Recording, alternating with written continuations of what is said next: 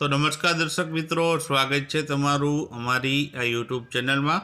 તો મિત્રો, આજના વિડીયોમાં આપણે છે બંધારણના 100 અગત્યના પ્રશ્નોની ચર્ચા કરવાના છીએ, જે તમને આવનારી દરેક સ્પર્ધાત્મક પરીક્ષાઓ માટે ઉપયોગી સાબિત થશે। ખાસ કરીને તાજેતરમાં જે કોન્સ્ટેબલ પીએસઆઈની પરીક્ષા આવશે તેમાં તમને ખાસ ઉપયોગી સાબિત થવાના છે। તો ચાલો આપણે વિડીયોની શરૂઆત કરીએ। તો પહેલો પ્રશ્ન છે કે બંધારણ સભાની પ્રથમ બેઠક છે ક્યારે મળી હતી? તો જવાબ આવશે 9 ડિસેમ્બર 1946ના રોજ। ત્યારબાદ બંધારણ સભાના કાર્યકારી અધ્યક્ષ છે તે કોણ હતા? તો જવાબ આવશે ડૉક્ટર સચ્ચિદાનંદ સિન્હા છે કાર્યકારી અધ્યક્ષ હતા। ત્યારબાદ બંધારણની જે મુસદ્દો છે તેમાં પ્રથમ પ્રમુખ કોણ બન્યા હતા? તો જવાબ આવશે ડૉક્ટર રાજેન્દ્ર પ્રસાદ છે તેમાં પ્રમુખ બન્યા હતા। ત્યારબાદ બંધારણની જે મુસદ્દા સમિતિ છે તેના અધ્યક્ષ કોણ બન્યા હતા? તો જવાબ આવશે ડૉક્ટર ભીમરાવ આંબેડકર છે તે મુસદ્દા સમિતિના અધ્યક્ષ બન્યા હતા। ત્યારબાદ બંધારણની મુસદ્દા સમિતિમાં પસંદ પામેલા ગુજરાતી સાહિત્યકાર કોણ હતા? તો તે ગુજરાતી સાહિત્યકાર મિત્રો કનૈયાલાલ મુનશી હતા। ત્યારબાદ ભારતનું બંધારણ છે ક્યારે મંજૂર કરવામાં આવ્યું હતું? તો જવાબ આવશે 26 નવેમ્બર 1949ના રોજ છે આપણું બંધારણ છે તેને મંજૂર કરવામાં આવ્યું હતું। ત્યારબાદ બંધારણ તૈયાર કરતાં કેટલો સમય લાગ્યો હતો? તો જવાબ આવશે 2 વર્ષ 11 માસ અને 18 દિવસ જેવો સમય છે લાગ્યો હતો। ત્યારબાદ સ્વતંત્ર ભારતના પ્રથમ રાષ્ટ્રપતિ છે તે કોણ હતું? તો તે હતું મિત્રો ડૉક્ટર રાજેન્દ્ર પ્રસાદ હતા। ત્યારબાદ ભારતીય બંધારણનો અમલ ક્યારથી શરૂ થયો હતો? તો જવાબ આવશે 26 જાન્યુઆરી 1950થી આપણા દેશનું બંધારણ છે તે અમલમાં આવ્યું હતું। ત્યારબાદ વિશ્વનું સૌથી લાંબુ અને લેખિત બંધારણ છે કયા દેશનું છે? તો જવાબ આવશે ભારત દેશનું છે। ત્યારબાદ રાષ્ટ્રભાષા તરીકે સ્થાન પામનાર ભાષા કઈ હતી? તો તે આપણી દેવનાગરી લિપિવાળી હિન્દી ભાષા હતી। ત્યારબાદ મૂળભૂત હકોનો સ્વીકાર બંધારણના કયા ભાગમાં કરવામાં આવ્યો છે? તો જવાબ આવશે 3જા ભાગમાં કરવામાં આવ્યો છે। ત્યારબાદ બંધારણના કયા ભાગ અને કઈ કલમમાં રાજનીતિના માર્ગદર્શક સિદ્ધાંતોનો સમાવેશ કરવામાં આવ્યો છે?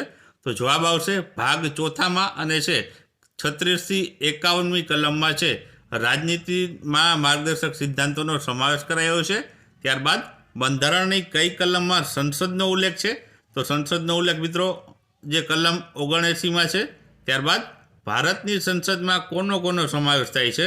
તો જવાબ આવશે લોકસભા, રાજ્યસભા અને રાષ્ટ્રપતિનો સમાવેશ થાય છે। ત્યારબાદ કોઈ પણ ખરડો કાયદો બનવા માટે કોની સહીની જરૂર પડે છે? તો જવાબ આવશે રાષ્ટ્રપતિની જરૂર પડે છે। રાષ્ટ્રપતિની સહી થાય પછી જ કાયદો બને છે। ત્યારબાદ રાજ્યસભામાં કુલ કેટલા સભ્યો હોય છે? તો જવાબ આવશે 250 હોય છે। 238 + 12 જે રાષ્ટ્રપતિ દ્વારા નિમણૂક કર્યા હોય તે। ત્યારબાદ રાજ્યસભાના કેટલા સભ્યોની નિમણૂક રાષ્ટ્રપતિ કરે છે? તો 12 સભ્યોની નિમણૂક મિત્રો રાષ્ટ્રપતિ કરે છે। અને રાષ્ટ્રપતિ મિત્રો છે અલગ અલગ જે કેટેગરીના લોકો જે રમતગમત છે, સાહિત્ય છે, તેમાંથી જે અલગ અલગ જે છે કેટેગરીમાંથી 12 વ્યક્તિઓની નિમણૂક કરે છે। ત્યારબાદ રાજ્યસભાના સભ્ય બનવા માટેની વયમર્યાદા કેટલી છે? તો 30 વર્ષની વયમર્યાદા રાખવામાં આવી છે। સંસદનું કાયમી ગૃહ કયું છે? તો મિત્રો કાયમી ગૃહ રાજ્યસભા છે જેનું વિસર્જન થતું નથી। ત્યારબાદ વર્ષમાં ઓછામાં ઓછી કેટલી વાર રાજ્યસભાની બેઠક મળવી જરૂરી છે? તો 2 વખત છે જે વર્ષમાં રાજ્યસભાની બેઠક મળવી જરૂરી છે। ત્યારબાદ હોદ્દાની રૂએ રાજ્યસભાના અધ્યક્ષ કોણ હોય છે? તો મિત્રો ઉપરાષ્ટ્રપતિ છે રાજ્યસભાના જે છે અધ્યક્ષ પોતાના હોદ્દાની રૂએ હોય છે। ત્યારબાદ રાજ્યસભાના સભ્યોની મુદત કેટલી હોય છે? તો 6 વર્ષની તેની મુદત હોય છે। ત્યારબાદ લોકસભાનો ઉલ્લેખ બંધારણની કઈ કલમમાં છે? તો કલમ 81માં મિત્રો છે લોકસભાનો જે ઉલ્લેખ કરવામાં આવ્યો છે। લોકસભામાં મિત્રો સભ્ય બનવા માટે ઓછામાં ઓછી વયમર્યાદા કેટલી હોય છે? તો 25 વર્ષ હોય છે।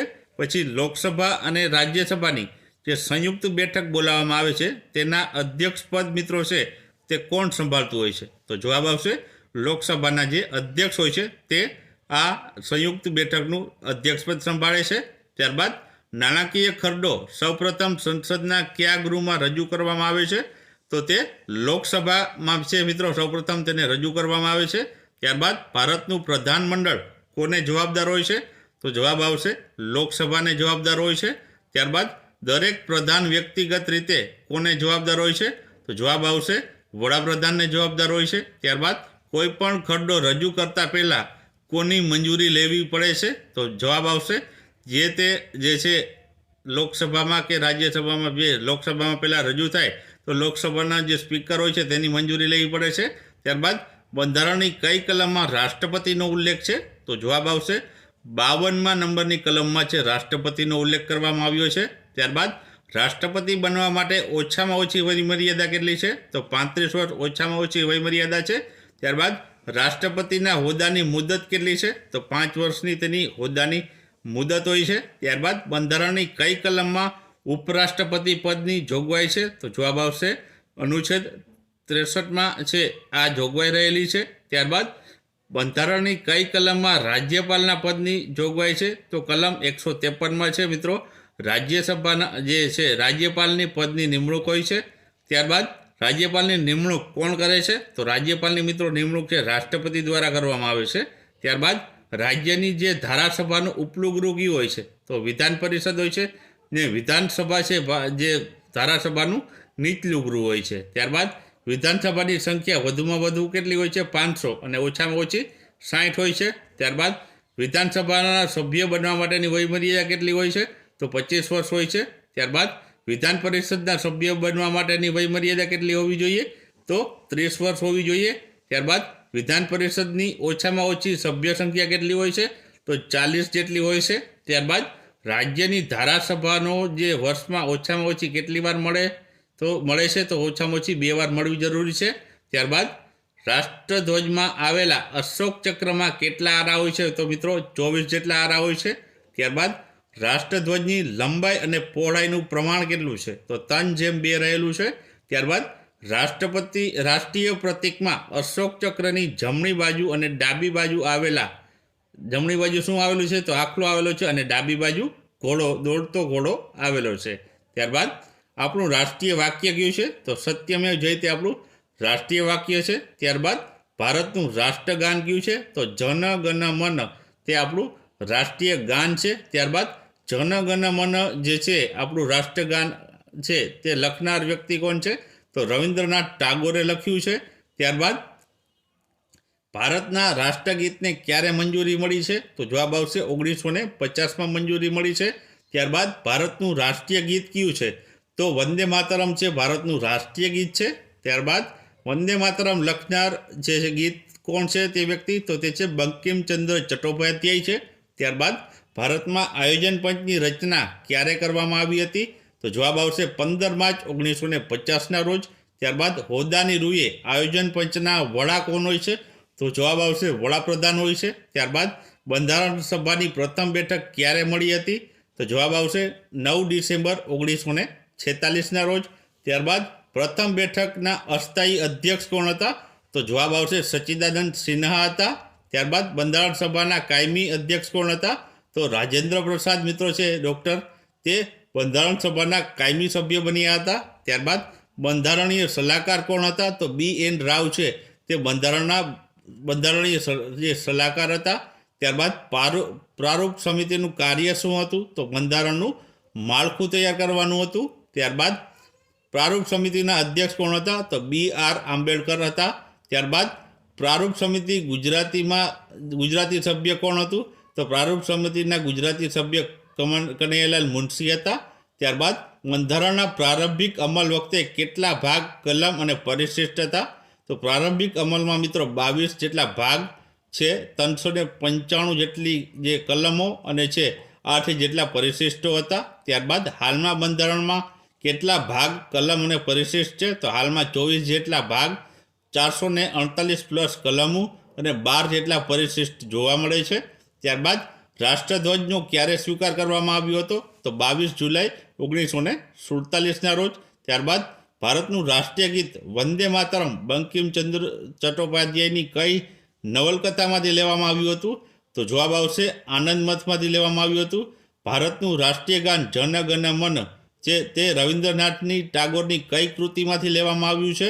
તો તે ગીતાંજલિમાંથી મિત્રો લેવામાં આવ્યું છે. ત્યારબાદ રાષ્ટ્રગાનનું સૌપ્રથમ પ્રકાશન ક્યારે અને કઈ પત્રિકામાં થયું હતું? તો જવાબ આવશે 1912માં તત્વબોધિની પત્રિકામાં ભારત વિધાતા શીર્ષક હેઠળ છે રાષ્ટ્રગાનનું છે સૌપ્રથમ વખત છે તે પ્રકાશનમાં છાપવામાં આવ્યું હતું. ત્યારબાદ ભારતીય બંધારણનું શક સંવતને રાષ્ટ્રીય કેલેન્ડર તરીકે ક્યારે અપનાવવામાં આવ્યું હતું અને તેનો પ્રથમ મહિનો અને છેલ્લો મહિનો કયો હોય છે? તો ભારતીય બંધારણનું જે શક સંવત છે તે મિત્રો છે 22 માર્ચના રોજ 22 માર્ચ 1957માં અપનાવવામાં આવ્યું હતું. તેનો પ્રથમ મહિનો મિત્રો ચૈત્ર મહિનો હોય છે અને છેલ્લો મહિનો છે તે ફાગણ મહિનો હોય છે. ત્યારબાદ આપણું બંધારણનું આમુખ તૈયાર કોણે કર્યું હતું? તો મિત્રો જવાહરલાલ નહેરુ છે તેમણે આપણું બંધારણનું આમુખ તૈયાર કર્યું હતું. ત્યારબાદ કયા કેસના ચુકાદામાં સુપ્રીમ કોર્ટે જાહેર કર્યું હતું કે આમુખ એ બંધારણનો એક ભાગ છે? તો જવાબ આવશે 1973નો કેશવાનંદ ભારતી જે ચુકાદો છે તેમાં છે જે કોર્ટે જાહેર કર્યું હતું કે આમુખ એ બંધારણનો એક ભાગ છે. ત્યારબાદ કયા કેસમાં ચુકાદામાં સુપ્રીમ કોર્ટે જાહેર કર્યું હતું કે બંધારણના મૂળભૂત માળખામાં સુધારો કરવાનો જે સંસદને અધિકાર નથી? તો મિત્રો આ ગોકલનાથ કેસમાં છે જે સુપ્રીમ કોર્ટે કહ્યું હતું. ત્યારબાદ આગળનો પ્રશ્ન છે કે ડૉક્ટર ભીમરાવ આંબેડકરે કઈ કલમને બંધારણની આત્મા કહ્યો છે અને આ કલમમાં શું છે?